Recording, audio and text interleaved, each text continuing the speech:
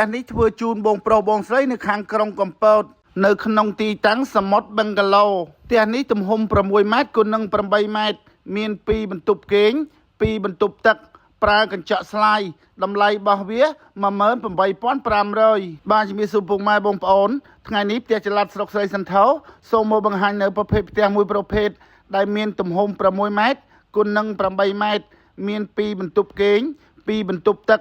មានពីដានក្រោមឃ្លុំតសក្រោមនេះជាការកម្មងរបស់បងប្រុសបងស្រីម្ចាស់បឹងកាឡូសមុទ្រឥឡូវនេះក្រុមការងារខាងផ្ទះចល័តស្រុកស្រីសន្ធរយើងខ្ញុំបានរៀបចំរួចរាល់ហើយ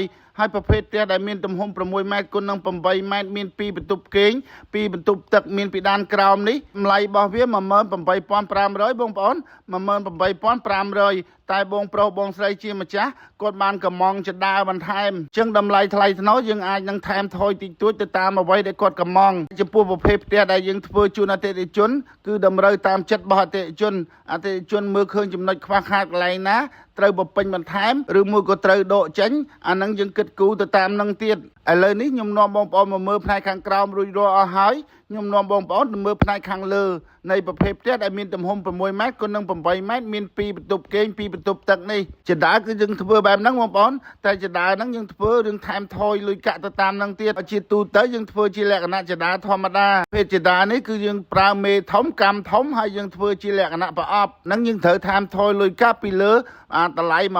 18500 នេះហើយយើងឡើងពីចដាហ្នឹងមកយើងមកដល់វេរ៉ង់ដាហ្នឹងទំហំរបស់វា3ម៉ែត្រគុណនឹង5ម៉ែត្រនៅក្នុងតួផ្ទះហ្នឹងគឺមាន2បន្ទប់បងប្អូនបន្ទប់អាតូចមួយបន្ទប់អាធំមួយបន្ទប់អាតូចនេះទំហំរបស់វា3ម៉ែត្រគុណនឹង3ម៉ែត្រហើយនៅក្នុងហ្នឹងគឺមានបន្ទប់ទឹកមួយទំហំ1ម៉ែត្រកន្លះគុណនឹង3ម៉ែត្រចំពោះរូបរាងចំពោះទំហំបន្ទប់